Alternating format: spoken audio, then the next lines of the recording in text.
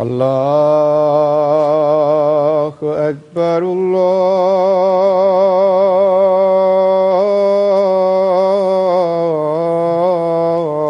الله أكبر الله أكبر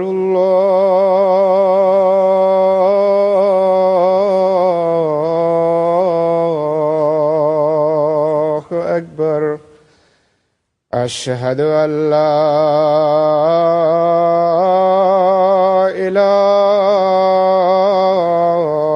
إله إلا الله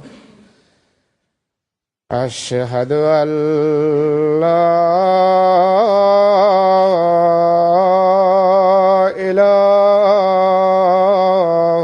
إله إلا الله أشهد أن محمدًا رسول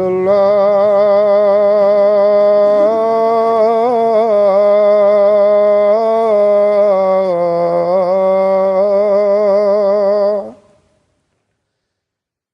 أشهد أن محمدًا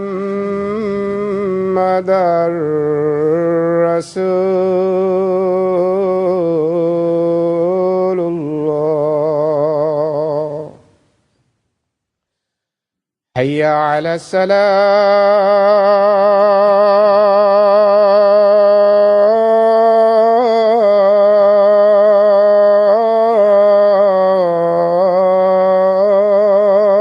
الصلاة حي على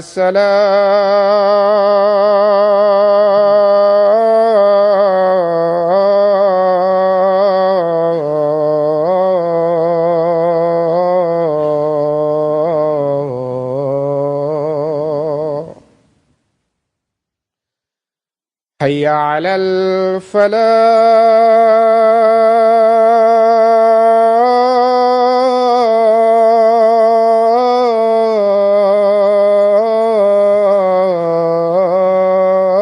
الفلاح حي على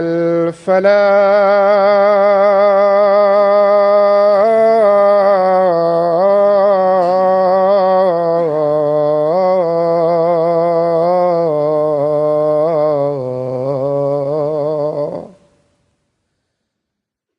الله أكبر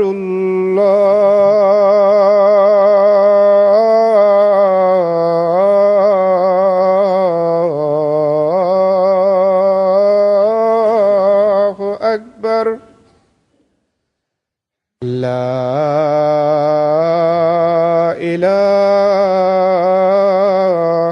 إلا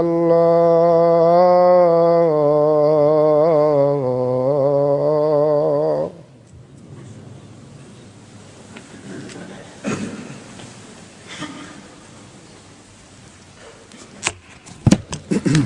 السلام عليكم ورحمة الله.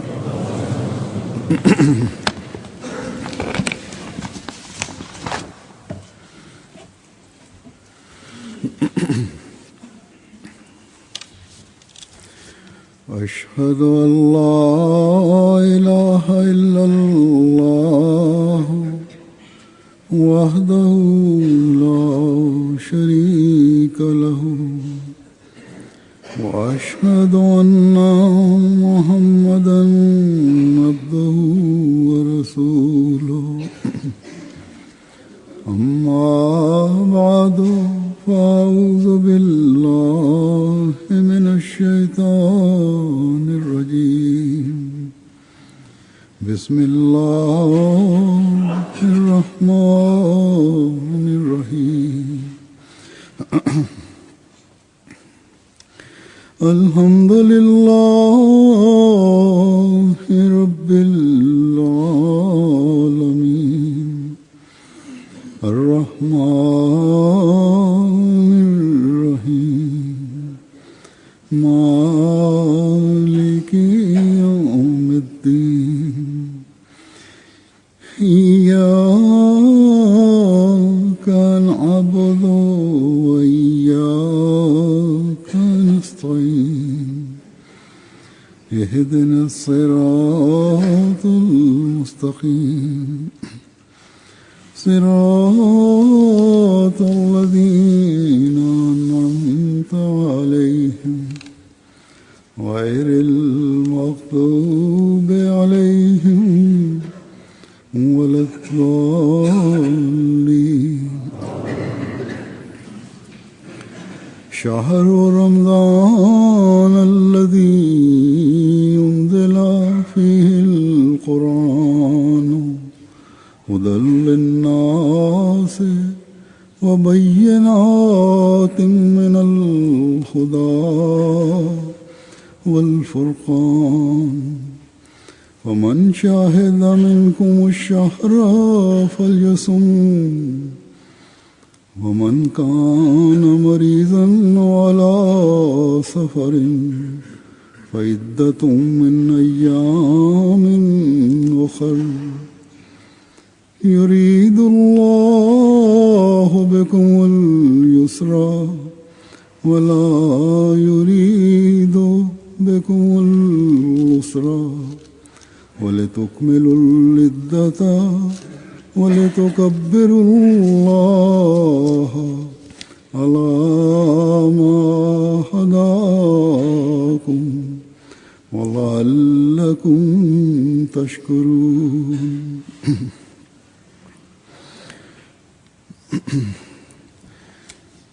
इस आयत का तर्जुमा ये है कि रमज़ान का महीना हिन आयत जो तर्जुमो ही आहे इंसानों के लिए त रमज़ान जो महीनो जंहिंमें क़ुरान इंसाननि जे लाइ हिकिड़ी अज़ीम हिदायत जे तौर ते लाथो वियो ऐं अहिड़नि खुलियल निशाननि जे तौर ते जिन में हिदायत जो तफ़सील ऐं हक़ ऐं बातिल में फ़र्क़ु करे छॾण वारियूं ॻाल्हियूं आहिनि.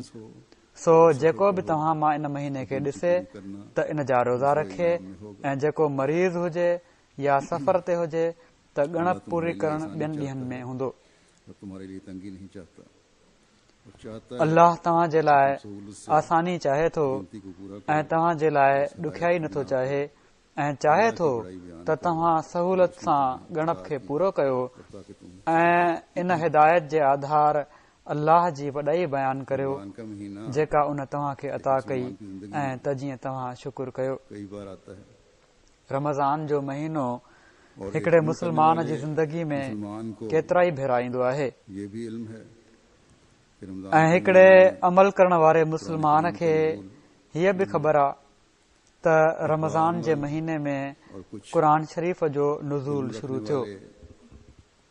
हिकिड़े बाअमल ऐं कुझु इल्म रखण वारे मुस्लमान खे हीअ बि पतो आहे त रमज़ान जे महीने में पाण सॻोरन सल्लल्लाहु अलैहि वसल्लम जी ज़िंदगीअ में हर साल उन वक़्त ताईं जेतिरो बि क़ुरान नाज़िल थियो हूंदो हो उन जो दौर हज़रत जिब्राईल अलैहिस्सलाम पाण सॻोरन सल्लल्लाहु अलैहि वसल्लम सां गॾु कंदा हुआ. सवाइ पाण सॻोरन सल्लल्लाहु अलैहि वसल्लम जी ज़िंदगी जे आख़िरी साल जे जॾहिं क़ुरान शरीफ़ मुकमिल थी चुको हुयो ऐं पाण सॻोरन सल्लल्लाहु अलैहि वसल्लम खे अल्लाह ताला जे तरफ़ां हीअ ख़ुशख़बरी मिली वई हुई त अल यौम अकमलतु लकुम दीनकुम व अतममतु अलैकुम नेमती व रज़ीतु लकुमुल इस्लाम दीना. त अॼु मां तव्हां जे लाइ तव्हांजो दीन कामिल करे छॾियो आहे ऐं तव्हां ते पंहिंजी नेमत मुकमल करे छॾी आहे ऐं इस्लाम खे दीन जे तौर ते तव्हां जे लाइ पसंदि करे छॾियो आहे. इन आख़िरी साल में हज़रत आयशा रज़ियल्लाहु ताला अन्हा जी रिवायत जे मुताबिक़ पाण सॻोरन सल्लल्लाहु अलैहि वसल्लम फरमायो त हिन भेरे जिब्राईल क़ुरान शरीफ़ जो दौर कुरान करीम 2 भेरा मुकमिल करायो आहे। रमज़ान के महीने के साथ ये खास निस्बत है। सो क़ुरान शरीफ़ जो रमज़ान जे महीने सां हिकिड़ो ख़ासि तालुक़ आहे। रमज़ान आता है हमें इस तरफ भी हर साल जॾहिं रमज़ान ईंदो आहे असांखे इन तरफ़ बि तवजो ॾियारींदो आहे त ही उहो महीनो आहे गोया जंहिं में हमें क़ुरान शरीफ़ नाज़िल थियो। और ॼण त रमज़ान असांखे इस बात की भी याद दिलाने पंहिंजनि ॿियनि फैज़नि सां गॾु इस महीने में इन ॻाल्हि जी बि यादगिरी कराइण जे लाइ ईंदो आहे त हिन महीने में क़ुरान शरीफ़ जो नुज़ूल थियो। उसके सिर्फ पहले हिस्से की मैं बारे में कुछ कहूंगा। हिन वक़्तु जेका मूं आयत तिलावत कई आहे इन जे सिर्फ़ पहिरें हिसे जे बारे में मां कुझु चवंदुसि, ये रमजान आख़िरी हिसे जे बारे में न। इस बात की भी याद दहानी करवाता है सो कि इस ही रमज़ान इन ॻाल्हि जी बि यादगिरी कराए थो त हिन अज़ीम किताब में की तालीम है। इंसाननि जे लाइ इस बात की हिदायत याद दहानी करवाता है ऐं रहनुमाई जी तालीम आहे। हक और बातिल इन ॻाल्हि जी यादगिरी कराए थो रोशन निशानों के त साथ हिन में फर्क जाहिर किया गया। हक़ ऐं बातिल में इस बात रोशन निशानुनि सां फ़र्क़ु ज़ाहिर कयो वियो आहे। फर्जियत की कितनी अहमियत है इन ॻाल्हि जी यादगिरी कराए थो इस बात की याद त दहानी करवाता है रोज़नि जे फ़र्ज़ हुअण जी केॾी अहमियत आहे ऐं कहिड़ी तरह रखणा आहिनि। लेकिन इन ॻाल्हि जी यादगिरी बि कराए थो बातों की त क़ुरान शरीफ़ जी तालीम मुकमिल ऐं जामे आहे, पर हिननि सभिनी ॻाल्हियुनि जी यादगिरी जो फ़ाइदो तॾहिं आहे को समझने वाले जॾहिं असीं वरना इन यादगिरी जे रूह खे सम्झण वारा हुजूं। और आता रहे न त रमज़ान त हर साल ईंदो आहे के ताल्लुक ऐं ईंदो रहंदो इनशाअल्लाह, ऐं रमज़ान ऐं क़ुरान जे तालुक़ जी यादगिरी जॾहिं बि ईंदो और हम ऐं जॾहिं बि ईंदो आहे कराईंदो आहे ऐं कराईंदो रहंदो। सुनकर खुश होते रहे ऐं असीं इन जी अहमियत यानी का फायदा ॿुधी तो तब होगा ख़ुशि थींदा रहंदासीं।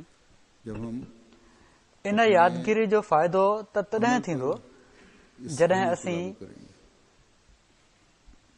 पंहिंजे अमल ते इन अहमियत खे लागू कंदासीं।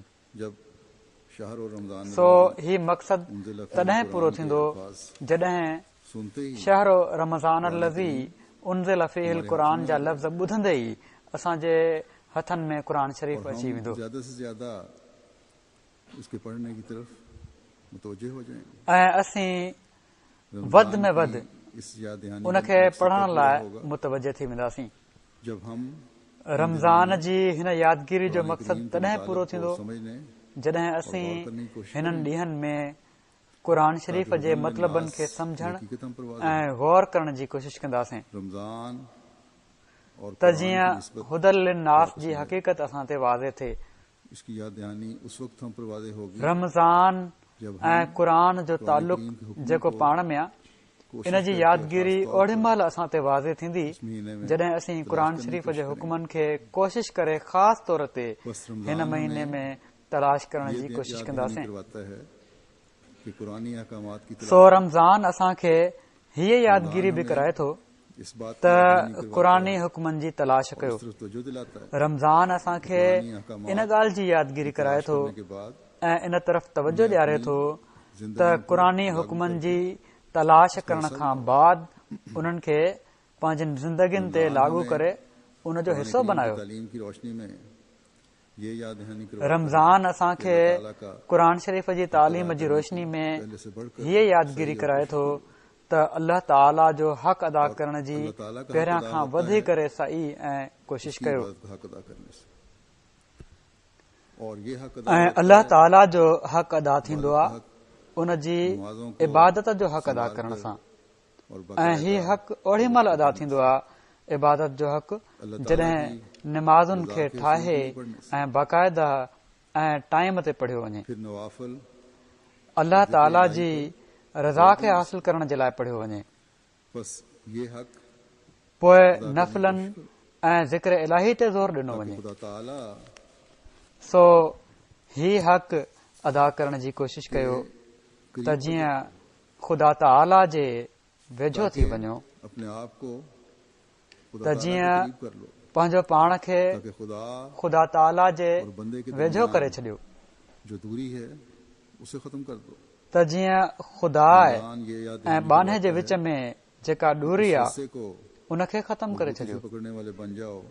रमज़ान इसका एक हीअ यादगिरी कराए थो सिरा त खुदा उन ताला के रसे हाथ में खे है मज़बूती और सां दूसरा सिरा उसने पकड़ण वारा बणिजी वञो अपने जंहिंजो कुर्ब की हिकिड़ो तलाश छेड़ो करने वाले ख़ुदा ताला जे हथ में बंदों आहे के लिए जमीन ऐं पे ॿियो लटका है। छेड़ो उन पंहिंजे कुर्ब जी तलाश करण वारनि ॿारनि जे खुदा लाइ तक पहुंच जाएगा। ज़मीन ते लटकाए छॾियो आहे। रमजान हमें ये याद दिलाने की जेको बात उनखे है पकड़ींदो कि अल्लाह उहो ताला ख़ुदा फरमाता ताला है ताईं पहुची वेंदो। वहीं करीब रमज़ान असांखे हीअ यादगिरी कराए थो ऊंचे त अल्लाह करके ताला फरमाए थो इस फ़ कुर्ब इन्नी से करीब फैज़ पालो। सो पंहिंजनि इबादतुनि जा रमजान मयार हमें ऊचा करे ये याद दिलाने की इन बात कुर्ब है मां फैज़ हासिल कि करे अल्लाह वठो। ताला के बंदों के हुकूक की अदायगी की पहले से रमज़ान असांखे हीअ यादगिरी कराए थो कुरान त करीम अल्लाह में ताला जे बयान बाननि जे हक़नि जी अदायगीअ जी पहिरियां खां वधी करे कोशिश कयो। जितने भी हुकूक हैं क़ुर शरीफ़ बंदों में के बयान उन सब हुकूक को अदा करने की कोशिश करो। जेतिरा बि अल्लाह ताला ने हक़ तो आहिनि बाननि जा गैरों के भी उन्हनि सभिनी हक़नि खे हुकूक की अदा अदायगी करण जी पर बहुत कोशिश तवज्जो कयो। दिलाई है। अल्लाह ताला त और आपस में गैरनि मुसलमानों के लिए तो जे बि बहुत ज्यादा हक़नि जी अदायगी ते ॾाढी तवजो ॾियारी आहे और हुकूक की अदायगी का ऐं पाण में मुस्लमाननि जे लाइ त बाज लोग तमामु घणो रहमाउ बहनहुम ऐं हक़नि जी अदायगी जो ज़िक्र आहे। रिश्तों के हुकूक भूल जाते हैं। के माण्हू मुझे पंहिंजनि बाज़ जा दफ़ा हक़ विसारे वेंदा आहिनि बच्चों के खता जाते बल्कि हैं। वेझनि जा मां बाप रत जे रिश्तनि जा हक़ विसारे वेंदा आहिनि।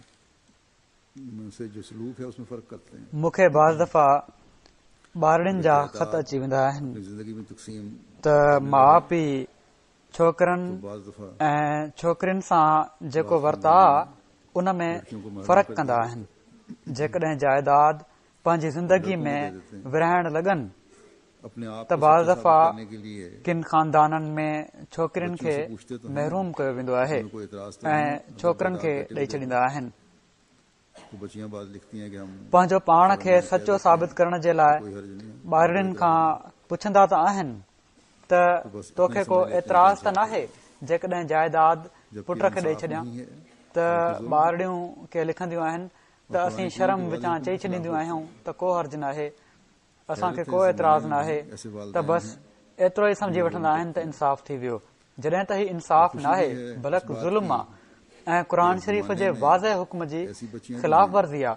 जो माँ बाप की खुशी की खातिर हैरत आहे कुर्बानी दे देती हिन ज़माने में बि अहिड़ा वालदेन लेकिन ये भी आहिनि याद रखना जेके ही चाहिए ज़ुल्म कनि था ऐं कि ख़ुशी अगर बि आहे इन ॻाल्हि जी त हिन वो ज़माने खुशी में अहिड़ियूं दिली खुशी ॿारड़ियूं बि इसमें आहिनि शामिल नहीं है उनकी, जेके माउ पीउ जी ख़ुशी जी तो ख़ातिर फिर क़ुर्बानी ॾेई ये छॾींदियूं कुर्बानी आहिनि। पर जो उन्हनि खे दे बि रहे यादि हैं रखणु बच्चे घुर्जे बच्चियां त जेकॾहिं वो माँ बाप को गुनाहगार हीअ बनाते ख़ुशी दिली ख़ुशी इन में शामिल नाहे हैं। उन्हनि जी फिर त पोइ ऐसे जालिम माँ बाप से हीअ कम क़ुर्बानी जेके वो अल्लाह ॾेई ताला रहिया के आहिनि खौफ ॿार में या पैदा ॿारड़ियूं उहे और माउ ऐसे पीउ भाई खे भी गुनाहगार बणाए रहिया जो आहिनि। खुदगर्जी में बड़े हुए हैं और मां माँ बाप पोइ पर दबाव डालकर अहिड़े ज़ालिम माउ जायदादों को पीउ खे कब्जा कर चवंदुसि लेते हैं त उहे और बहनों को अल्लाह महरूम कर ताला देते जो हैं। ख़ौफ़ दिलि में पैदा कनि वो भी ऐं अपने अहिड़ा पेटों भाइर में बि जेके आपको ख़ुदगर्ज़ी गोद में में वधियल आहिनि ऐं बस माउ खुदा पीउ ताला ते का दॿाउ विझी खौफ करना जाइदादुनि चाहिए ते कब्ज़ो करे वठंदा आहिनि और ऐं अपनी भेणुनि इस्लाह खे की तरफ महरूम देनी करे चाहिए। छॾींदा आहिनि उहे बि पंहिंजे पेटनि में बाहि जा गोला भरनि पिया था। सो ख़ुदा ताला जो ख़ौफ़ करणु घुर्जे हमेशह तफसील इसलिए बयान ऐं करते हैं पंहिंजी कि इसका बयान इस्लाह करना जी जरूरी तरफ़ था। तवजो ॾियणु घुर्जे। फिर मैं दोबारा उसी तरफ आता हूँ कि रमजान बहरहाल हमें किन बातों की ही तरफ मूं याद दिलाने की बात है। तफ़सील इन लाइ बयानु करे छॾियो जो जब हम इन रमजान खे को बयानु पाते करणु हैं ज़रूरी हुयो। तो रमजान हमें वरी मां ॿीहर उन ई ये तरफ़ यादगानी अचां थो बढ़ाने के लिए आता त है। रमज़ान असांखे कुरान करीम की तालीम की कहिड़ियुनि रोशनी ॻाल्हियुनि जी में यादगिरी कराए थो। हर मुसलमान जॾहिं अपने असीं अंदर रमज़ान खे ॾिसंदा कुर्बानी आहियूं ज़रूर पैदा करे। त रमज़ान असांखे खुदा ताला हीअ यादगिरी कराइण लाइ ईंदो खुदा आहे ताला की जमात त की खातिर क़ुर शरीफ़ जी तालीम जी खिलाफत रोशनी अहमदिया में को कायम रखने की हर खातिर मुस्लमान पंहिंजे अंदर जान माल क़ुर्बानीअ जो वक्त रूह और पैदा इज्जत करे को कुर्बान करने का जो अहद किया ख़ुदा ताला ऐं ख़ुदा बढ़ाने ताला के जी लिए जमायत जी ख़ातिर अपने जायजे ख़िलाफ़त अहमदिया खे क़ाइमु रखण जी ख़ातिर इसको जान निभाने की कोशिश करें। माल ये जायजे लें वक़्त कि किस ऐं हद तक इज़त खे क़ुर्बान करण जो जेको अहद कयो निभा आहे रहे हैं। उनखे निभाइण जे लाइ पंहिंजा जाइज़ा वठी निभाने का जज्बा इनखे दिल में मौजूद निभाइण जी कोशिश कयूं। ही जाइज़ा वठूं त केतिरी हद ताईं पंहिंजे अहदनि खे निभायूं पिया था कुरान ऐं करीम में केतिरी क्या हद ताईं अहकामात हैं, ही अहद निभाइण जो जज़्बो दिल में मौजूद आहे। एक दूसरे की खातिर फिर कुर्बानी है। इन कुर्बानी जे लाइ अहकामात हैं, क़ुरान शरीफ़ में कहिड़ा हुक्म आहिनि उन में ही तलाश कयूं। हिक ॿिए जी ख़ातिर पोइ कुर्बानी आहे। इस बात की तरफ इन जे बारे में कहिड़ा हुक्म आहिनि कि हमारे उहे आका ॻोल्हियूं। हज़रत मोहम्मद मुस्तफ़ा सल्लल्लाहु अलैहि वसल्लम को रमज़ान असांखे इन ॻाल्हि जी दुनिया तरफ़ को तवजो ॾियारण जे लाइ बि ईंदो आहे और खुदा ताला की नाराजगी से बचाने त के लिए असांजे आका ऐं मुता हज़रत मोहम्मद मुस्तफ़ा सल्लल्लाहु अलैहि वसल्लम आप खे सल्लल्लाहु अलैहि वसल्लम ने दुनिया खे कितनी तबाही दुआएं ऐं ख़ुदा ताला जी नाराज़गी खां बचाइण जे लाइ केॾो दर्द हो और हमने उसका हक अदा करने की ऐं उन जे लाइ किस तरह कोशिश करनी। पाण सॻोरन सल्लल्लाहु अलैहि वसल्लम हमें इस बात की केॾियूं याद दिलाने के दर्द लिए सां आता है भरियल दुआऊं कि जो पंहिंजे काम ख़ुदा जे अॻियां अल्लाह ताला ने गिरयोज़ारी कंदे घुरियूं हज़रत सल्लल्लाहु अलैहि वसल्लम को गारे ऐं असां उन जो हक़ अदा करण जी कहिड़ी तरह कोशिश करणी आहे। असांखे इन ॻाल्हि जी यादगिरी ॾियाराइण जे लाइ अचे थो रमज़ान यानी त जेको कमु अल्लाह ताला पाण सॻोरन सल्लल्लाहु अलैहि वसल्लम खे गारे हिरा में सुपुर्द करे पोइ गार खां ॿाहिरि निकिरी अंजाम ॾियण लाइ ॾिनो हो, और हुक्म के यानी उन्हनि दर्द सां भरियल दुआउनि सां क़ुर शरीफ़ जी तालीम खे दुनिया में फैलाइण जो कमु इस तालीम पर अमल करना है। इन कम खे अल्लाह ताला के पाण सॻोरन सल्लल्लाहु अलैहि वसल्लम जे नमूने अल्लाह ताला की ऐं हुक्म जे मुताबिक़ दुनिया में फैलाओ असां कहिड़ी तरह अंजाम फैलाते ॾियणो आहे। चले जाओ। असां कहिड़ी तरह क़ुर शरीफ़ जी इन तालीम ते अमल करणो आहे त अल्लाह ताला जे पैगाम खे फैलायो, हमें ये याद दहानी ख़ुदा ताला जी तौहीद खे दुनिया में फैलायो ऐं फैलाईंदा वञो। कि गारे हिरा की हुदल लिन्नास जो पैगाम सामने रखोगे, आम करण जी कोशिश फिर कयो। तुम्हें दीन को दुनिया असांखे पर मुक़द्दम रखने की हकीकत हीअ यादगिरी कराए थो रमज़ान हासिल होगा। त गारे हिरा जी तन्हाई खे साम्हूं रखंदो हमें ये याद त दहानी पोइ करवाने तव्हांखे के लिए दीन खे दुनिया ते मुक़दम रखण जी हक़ीक़त जो सही फ़हम हासिल थींदो। तो आप सल्लल्लाहु अलैहि वसल्लम के हर उसवे के हर पहलू को सामने रखते हुए असांखे ही यादगिरी कराइण जे लाइ ही महीनो आहे ये याद त जेकॾहिं मोहम्मद सल्लल्लाहु अलैहि वसल्लम जी हुब जी दावा आहे तलाश करो त पाण सॻोरन सल्लल्लाहु अलैहि वसल्लम जी हर उसवा जे हर पहलू खे साम्हूं रखंदे इन ते अमल करण जी कोशिश कयो। रज़ी अल्लाहु अन्हु व रज़ू अन्हु का मुक़ाम ही महीनो हीअ यादगिरी कराइण लाइ आयो आहे त इन ॻाल्हि जी तलाश कयो त पाण सॻोरन सल्लल्लाहु अलैहि वसल्लम जे असहाबनि रज़ी अल्लाहु अन्हुम व रज़ू अन्हु जो बस ये मक़ाम कहिड़ी तरह हमें इस हासिल बात कयो। की याद दहानी के लिए भी आया है कि अपने आप को हज़रत सल्लल्लाहु अलैहि वसल्लम के ज़माने में ले छो जाने की त कोशिश करो।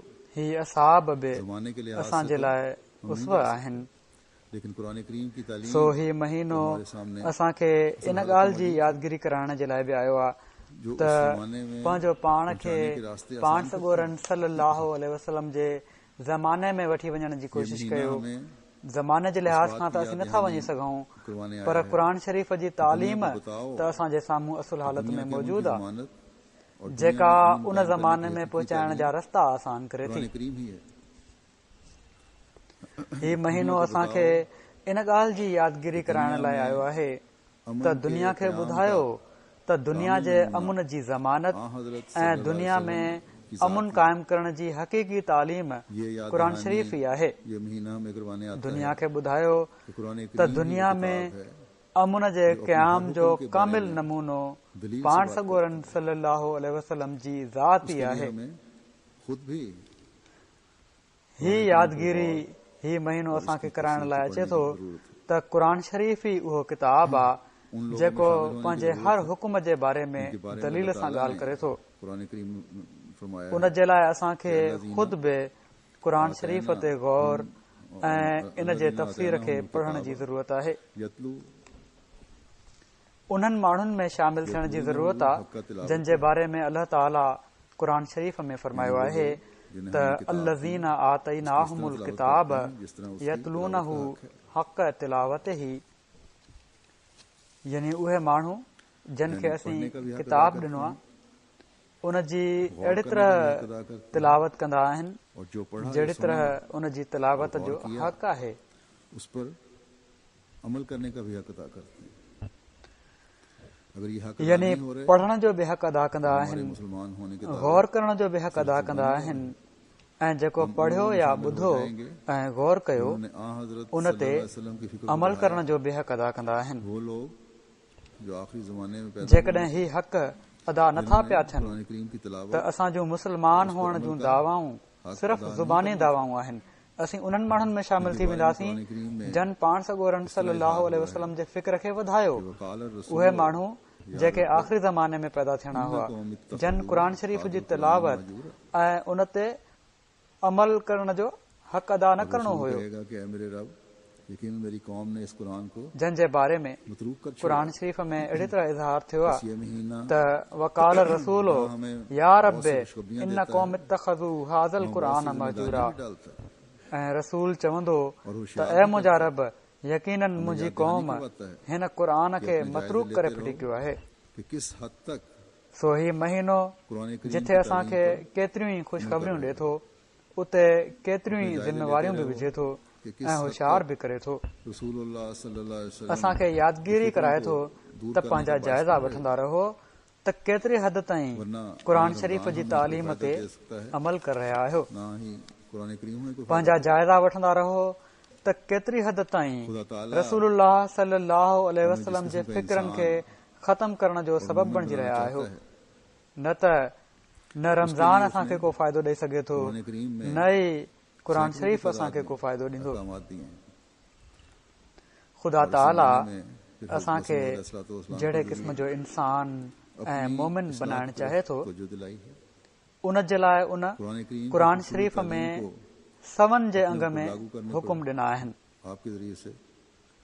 ऐं हिन ज़माने में पोइ हज़रत मसीह मऊद अलैहिस्सलातु वस्सलाम जे ज़रिए पंहिंजी इस्लाह जी तरफ़ तवजो ॾियारी अथई। क़ुरान शरीफ़ जी ख़ूबसूरत तालीम खे पंहिंजे मथां लागू करण ते सदन ज़रिए सां ज़ोर ॾियारायो अथई। लेकिन जैसा कि मैंने कहा कुरान करीम में सैकड़ों अहकामात हैं। मूं हिननि कुझु ॻाल्हियुनि जी तरफ़ मुख़्तसरन तवजो ॾियारी आहे त रमज़ान ऐं क़ुरान असांखे कहिड़ियुनि ॻाल्हियुनि जी यादगिरी कराए थो, पर जहिड़ो क मूं चयो क़ुरान शरीफ़ में सवें हुकुम आहिनि जिन जी तलाश करे असांखे उन्हनि जे मुताबिक़ पंहिंजूं ज़िंदगियूं गुज़ारण जी ज़रूरत आहे। ऐं ही अल्लाह ताला जे फज़ल सां ई मुमकिन थी सघे थो। ऐं उन जे फज़ल खे हासिल करण जे लाइ उन असांखे दुआउनि जी तरफ़ तवजो ॾियारी आहे। हिन वक़्तु मां ॿिनि ॻाल्हियुनि जो ज़िक्र कंदुसि जेके अल्लाह ताला हिकिड़े मोमिन जूं ख़ुशूसियतूं बयानु कयूं आहिनि। उन्हनि मां उन्हनि सवें हुकमनि मां जेके क़ुरान शरीफ़ में अल्लाह ताला असांखे ॾिना आहिनि, छो त ही ॻाल्हियूं असांजे पाण में तालुकात ऐं मुआशिरे जे अमन जे लाइ ज़रूरी आहिनि।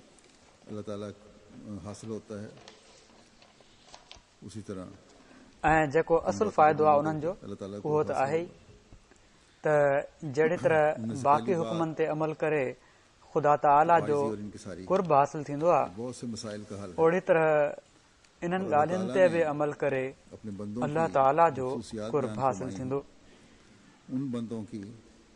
उन्हनि मां पहिरीं ॻाल्हि त आजिज़ी ऐं इनकिसारी आहे। ही केतिरनि ई मसइलनि जो हल आहे ऐं अल्लाह ताला पंहिंजे बाननि जूं जेके ख़ुशूसियतूं बयानु फरमायूं आहिनि, उन्हनि बाननि जूं जेके सचा मुस्लमान आहिनि, उन्हनि बाननि जूं जेके ख़ुदा ताला जी इबादत करण वारा आहिनि, उन्हनि बाननि जूं जेके रहमान ख़ुदा जे फज़लनि ऐं रहम जी तलाश करण वारा आहिनि, उन्हनि मां हिकिड़ी तमामु वॾी ख़ुशूसियत ही आहे। फरमाए थो व इबादुर रहमान लज़ीना यमशून अलल अर्ज़ हौना, ऐं रहमान जा सचा बाना उहे हूंदा आहिनि जेके ज़मीन ते आजिज़ी सां हलंदा आहिनि। ऐं वरी फरमाए थो वला तुसाइर ख़द्दक लिन्नास वला तमशि फिल अर्ज़ि मरहा इन्नल्लाह ला युहिब्बु कुल्ल मुख्तालिन फ़ख़ूर। अल्लाह ताला की मदद शामिल हाल नहीं होती। अल्लाह ताला यकीनन हर वॾाई करण वारे ऐं फ़ख़ुर करण वारे सां प्यार नाहे कंदो। ऐं जॾहिं ख़ुदा ताला जो प्यार न मिले त इंसान जी का नेकी क़बूलियत जोगी नाहे हूंदी। अल्लाह ताला जी मदद शामिल हाल नाहे हूंदी। सो कहिड़ो इंसान आहे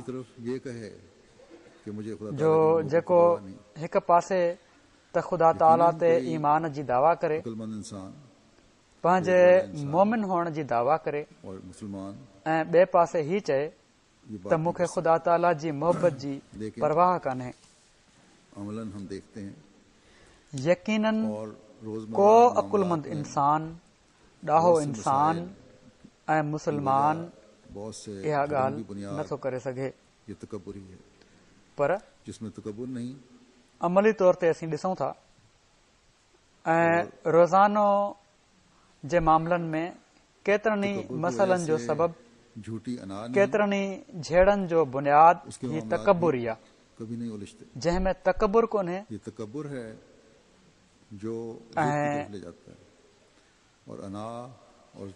तकबुर जे करे कूड़ी अना कान्हे, उन जा मामला बि कॾहिं बि नाहिनि उलझंदा। ही तकबुर आहे जेको ज़िद जे पासे वठी वेंदो आहे ऐं अना ऐं ज़िद पोइ मामलनि खे ठीकु करण जे बदिरां ड्रैग ॾियणु शुरू करे ॾींदा आहिनि, उलझाइण शुरू करे ॾींदा आहिनि।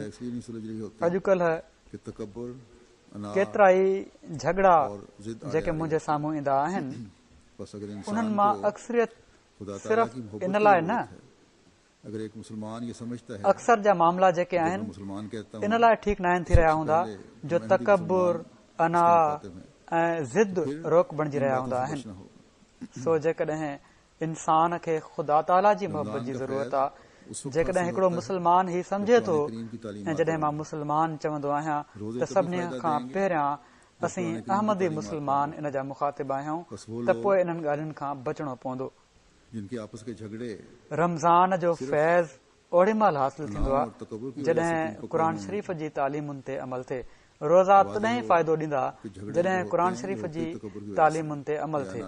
सो उहे माण्हू जन जा पाण में झेड़ा सिर्फ़ अनाउनि ऐं तकबुर जे करे ड्रैग वठियूं बीठा आहिनि, वाज़े हुअणु घुर्जे त झेड़ा जेके थींदा आहिनि उहे थींदा ई तकबुर जे करे आहिनि या अना जे करे थींदा आहिनि। उन्हनि खे हिन रमज़ान में आजिज़ी जो मुज़ाहिरो कंदे सुलह जी तरफ़ हथ वधाइण घुर्जनि। उन्हनि इबादुर रहमान में शामिल थियण जी कोशिश करणु घुर्जे जेके अल्लाह ताला जे प्यार खे जज़ब करण जे लाइ ज़मीन में आजिज़ी सां हलंदा आहिनि। हर वक़्तु इन ॻाल्हि जो हिर्स हूंदो अथनि त असांजो ख़ुदा असां सां राज़ी थी वञे, तोड़े दुनिया जो नुक़सान बि छो न बर्दाश्त करणो पए। ॿी ॻाल्हि जेका मां बयानु करणु चाहियां थो उहा बि इन जे ई मुतलिक़ आहे, इन सां ई तालुक़ रखे थी, ऐं उहा आहे सब्र। अल्लाह ताला फरमाए थो वस्तईनू बिस्सब्र वस्सलात, यानी अल्लाह ताला खां सब्र ऐं दुआ जे ज़रिए सां मदद घुरो। हाणे केरु आहे जंहिंखे हर घड़ी अल्लाह ताला जी मदद जी ज़रूरत नाहे, पर हीअ मदद मिलंदी आहे सब्र ऐं दुआ सां। पर अल्लाह ताला फरमाए थो त सब्र ऐं दुआ जो हक़ बि उहे ई अदा करे सघंदा आहिनि जेके आजिज़ हुजनि। फरमाए थो व इन्नहा लकबीरतुन इल्ला अलल ख़ाशिईन, ऐं आजिज़ी ऐं इनकिसारी इख्तियार करण वारनि खां अलावा ही बाक़ी माण्हुनि जे लाइ तमामु ॾुखी ॻाल्हि आहे। सो हिते आजिज़ीअ खे सब्र ऐं दुआ सां रलाए पोइ अल्लाह ताला जी मदद जे हुसूल जो ज़रियो बणायो वियो आहे। यानी अल्लाह ताला जी मदद मिलंदी आहे दुआउनि जी तरफ़ तवजो सां ऐं सब्र सां, ऐं हीअ ख़ुसूसियत सिर्फ़ उन्हनि माण्हुनि में हूंदी आहे जेके आजिज़ी ॾेखारण वारा आहिनि, ऐं हीअ आजिज़ी ख़ुदा ताला जे हुक्मनि ते अमल करण वारनि जो कमु आहे। हीअ आजिज़ी अल्लाह ताला जी इबादत करण वारनि जो कमु आहे। सो जॾहिं हर सतह ते आजिज़ी हुजे, इंतहाई आजिज़ होकर अल्लाह ताला जेके पंहिंजा हक़ ॿुधाया आहिनि खुदा ताला के दर पर गिरे, उन्हनि जी बि ताला की मदद दुआ ऐं मुस्तक़िल मिज़ाजी सां कोशिश सां अदायगी हुजे हुकूक खुदा ताला ने ऐं बताए हैं। तमामु आजिज़ थी करे इंसान ख़ुदा ताला जे दर ते किरे त ख़ुदा ताला जी मदद हासिल थींदी आहे। खुदा ताला के फज़लों के वारिस ठहरोगे। बस ऐं हर जेके सतह के बाननि जा मामलात हक़ में ख़ुदा ताला ॿुधाया और आहिनि, इबादत की अदायगी में उन्हनि जी अदायगी जी ताक़त बि फज़ल ख़ुदा ताला करने खां के घुरो लिए आजिज़ी ऐं इंतहाई ज़रूरी वॾो है। हौसलो ॾेखारियो जब ये त ख़ुदा होगा, ताला जे फज़लनि जा ताला वारिस बणबो। दुनियावी नुक़सान सो हर सतह जे मामलनि में ऐं इबादतुनि जी अदायगी में अल्लाह ताला जो फज़ल जज़्ब करण जे लाइ आजिज़ी तमामु ज़रूरी आहे। जॾहिं ईअं थींदो खुदा ताला की रज़ा त हासिल करने ख़ुदा वाला ताला इंसान बने। दुनिया जे नुक़साननि खां बि बचाईंदो, यही एक मोमिन की ख्वाहिशत दुश्मननि जे ख़िलाफ़ बि मदद ॾींदो, रूहानियत में बि तरक़ी थींदी, समाजी तालुकात में बि हुस्न पैदा थींदो चाहिए ऐं ख़ुदा ताला जी रज़ा हासिल करण वारो बि इंसान बणजंदो। ऐं इहा ई हिकिड़े मोमिन जी ख्वाहिश हूंदी या आहे ऐं हुअणु घुर्जे। अपने जायज़े लें जो मैंने बताए हैं कि किस हद तक इस रमज़ान में हम सो असांखे घुर्जे हालतों को त हिन रमज़ान में असीं पंहिंजा जाइज़ा वठूं ढालने की ऐं उन्हनि सभिनी ॻाल्हियुनि या उन्हनि मना कयल शयुनि हेठि पंहिंजा जाइज़ा वठूं जेके मूं ॿुधाया आहिनि जैसा कि मैंने त कहा केतिरे हद ताईं हिन रमज़ान हर में साल आता है असां पंहिंजनि हालतुनि खे ख़ुदा ताला जी ॿुधायल तालीम जे मुताबिक़ ढालण जी कोशिश करण जो मनसूबो ठाहियो आहे बढ़ते हुए ऐं इन तरफ़ कदम वधाइण शुरू करे ॾिना आहिनि। न त जहिड़ो की मूं चयो रमज़ान हर साल ईंदो आहे अल्लाह ताला ने ऐं ईंदो रहंदो ऐं असीं हर साल उन मां जेसि ताईं ज़िंदगी आहे गुज़रंदे तो जो दिलाई है क़ुर शरीफ़ जे हिन महीने में नाज़िल थियण जो इल्मी बहस ॿुधंदा रहंदासीं। अपने आप को सिर्फ अल्लाह ताला पर ही न रखो, असांखे सिर्फ इल्मी बहसों में न उलझे रहो। हुदल लिन्नास चई करे इन तरफ़ तवजो ॾियारी आहे त सिर्फ़ कि गहराई में जाकर इन जे मथाछिरे ताईं न रहो, मोती तलाश पंहिंजो पाण खे करके सिर्फ़ उन्हें अपनी मथाछिरे दुनिया और ताईं न आखिरत रखो, संवारने का सिर्फ़ इल्मी बहसनि में उलझियल न रहो त नाज़िल थियो क़ुर शरीफ़ त इन जो छा मतिलबु आहे या छा नाहे, बल्कि गहराई में वञी इन हिदायत जा मोती तलाश करे उन्हनि खे पंहिंजी दुनिया ऐं आख़िरत सुधारण जो ज़रियो बणायो। अपनी गलती है जो कुरान शरीफ हज़रत मसीह मऊद अलैहिस्सलातु वस्सलाम अमल न फरमाइनि करने था वालों में से एक गिरोह त यादि रखो जिसको इस पर एतकाद क़ुर है शरीफ़ और वो असली खुदा बरकतुनि ताला जो के कलाम सरचश्मो ऐं निजात जो सचो ज़रियो आहे। दूर पड़े हुए हैं। हीअ उन्हनि माण्हुनि जी पंहिंजी ग़लती आहे जेके क़ुर शरीफ़ ते अमल नथा कनि। अमल न करण वारनि मां हिकिड़ो टोलो त उहो आहे जंहिंखे इन ते एतकाद ई कोन्हे ऐं उहे उनखे ख़ुदा ताला जो कलाम ई नथा सम्झनि। हीअ माण्हू त तमामु परे पियल आहिनि, पर उहे माण्हू जेके ईमान आणनि था त उहो ख़ुदा ताला जो कलाम आहे ऐं ऐसे आदमी जो खुदा ताला निजात के जो कलाम शिफ़ा से बख़्श ऐसे गाफिल नुस्ख़ो आहे। और लापरवाह जेकॾहिं उहे इन ते अमल न उनकी कनि ऐसी मिसाल है त कि एक शख्स को केतिरे मालूम क़दुरु न अजब ऐं अफ़सोस जी ॻाल्हि आहे। उन्हनि मां केतिरा त अहिड़ा आहिनि जिन सॼी उमिरि में कॾहिं बि उनखे पढ़ियो ई न आहे।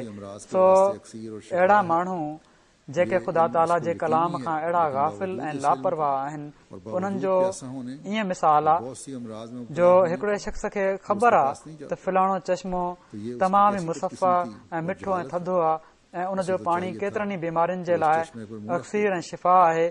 हीउ इल्मु उनखे यकीनी आहे, पर बावजूद इन इल्म जे ऐं बावजूद उञारो हुअण ऐं केतिरनि ई मर्ज़नि में मुब्तला हुअण जे हू उन जे वेझो नथो वञे त हीउ उनजो केॾो न निभाग ऐं जहालत आहे। उनखे त घुर्जे पियो त हू उन चश्मे ते वात रखे छॾे हा ऐं ड्रॉ करे उन जे लुत्फ़ ऐं शिफ़ा बख़्श पाणी मां मज़ो वठे हा, मगर बावजूद इल्म जे उन खां उअं ई परे आहे जीअं हिकिड़ो बेख़बर ऐं उन वक़्त ताईं उन खां परे रहे थो जेसि ताईं जो मौत अची ख़ात्मो करे छॾे थो। उन शख़्स जी हालत तमामु ई इबरत बख़्श ऐं नसीहत ख़ेज़ आहे। मुस्लमाननि जी हालत हिन वक़्तु अहिड़ी थी रही आहे, हू ॼाणनि था त सभिनी तरक़ियुनि ऐं कामयाबियुनि जी कलीद इहो ई क़ुर शरीफ़ आहे। इन ते असांखे अमल करणु घुर्जे, मगर न इन जी परवाह बि नथी कई वञे। फरमाइनि था मुस्लमाननि खे घुर्जे पियो ऐं हाणे बि उन्हनि जे लाइ इहो ई ज़रूरी आहे त हू इन चश्मे खे अज़ीमुशान नेमत सम्झनि ऐं इन जो क़दुरु कनि। इन जो क़दुरु इहो ई आहे त उन ते अमल कनि ऐं पोइ ॾिसनि त ख़ुदा ताला कहिड़ी तरह उन्हनि जी मुसीबतुनि ऐं ॾुखियाईनि खे ख़तमु करे थो छॾे। काश मुस्लमान सम्झनि ऐं सोचनि त अलाह ताला उन्हनि जे लाइ हिकिड़ी नेक वाट पैदा करे छॾी आहे ऐं उन ते हली फ़ाइदो वठनि। काश अॼु जेको दुनिया में थी रहियो आहे, इस्लामी दुनिया में लीडर बि ऐं रैयत बि जेके हिक ॿिए जा कंध कपण लाइ तयारु वेठा आहिनि, सवें मौत मुस्लमान हिक ॿिए खे ॾेई रहिया आहिनि, सिर वठी रहिया आहिनि, मौत थी रहिया आहिनि। जेकॾहिं क़ुर शरीफ़ जी तालीम ते अमल करण वारा हुजनि ऐं हिन ज़माने जे मेहदी जी ॻाल्हि खे ॿुधण वारा हुजनि त हीउ फितनो ऐं फ़साद पाण मुरादो ख़तम थी वञे। अलाह ताला हिननि मुस्लमाननि खे बि अकुल ॾे त क़ुर शरीफ़ जी तालीम ते अमल करण वारा थियनि। पर हज़रत मसीह मौद अलैहिस्सलाम फरमाइनि था असांखे बि त क़ुर शरीफ़ ते तदब्बुर कयो। इन में सभु कुझु आहे, नेकिन ऐं बुराइनि जो तफ़सील आहे, अचण वारे ज़माने जूं ख़बरूं आहिनि वग़ैरह। चङी तरह सम्झी वठो त हीउ उहो मज़हब पेश करे थो जंहिं ते को एतिराज़ नथो थी सघे, छो त इन जूं बरकतूं ऐं समर ताज़ा ताज़ा मिलनि था। इंजील में मज़हब खे कामिल तौर ते बयानु नाहे कयो वियो, उन जी तालीम उन ज़माने जे हाल आहर हुजे त हुजे, लेकिन उहा हमेशा ऐं हर हालत जे मुताबिक़ हरगिज़ न आहे। हीउ फ़ख़ुर क़ुर शरीफ़ खे ई आहे त अलाह ताला उन में हर मर्ज़ जो इलाज ॿुधायो आहे ऐं सभिनी गवाह जी तरबियत फरमाई आहे ऐं जेका बुराई ज़ाहिर कई आहे उनखे ख़तमु करण जो तरीक़ो बि ॿुधायो अथई। तंहिं करे क़ुर शरीफ़ जी तिलावत कंदा रहो ऐं दुआ घुरंदा रहो ऐं पंहिंजी हलत चलत खे इन तालीम जे मातहत रखण जी कोशिश कयो। सो हीअ उहा नसीहत आहे जेका असांखे बि आहे, सिर्फ़ु गैरनि खे नाहे ॾिसणो, छो त असां बि क़ुर शरीफ़ ते अमल करणो आहे, क़ुर शरीफ़ जी तालीम खे पंहिंजे मथां लागू करणो आहे, इन तालीम जे मातहत पंहिंजो पाण खे रखण जी कोशिश करणी आहे त जीअं असांजी दुनिया ऐं आक़िबत सुधरी सघे। अलाह ताला असांखे तौफ़ीक़ अता फरमाए त असीं हिन अज़ीम किताब जी तालीम खे पंहिंजी ज़िंदगियुनि जो हिसो बनाए ख़ुदा ताला जी रज़ा खे हासिल करण वारा बणिजी सघूं। ऐं हीउ रमज़ान असांखे पहिरियां खां वधी करे क़ुर शरीफ़ जो इल्मु ऐं इरफ़ान अता करण वारो बि थिए ऐं पंहिंजो कुर्ब ॼाणाइण।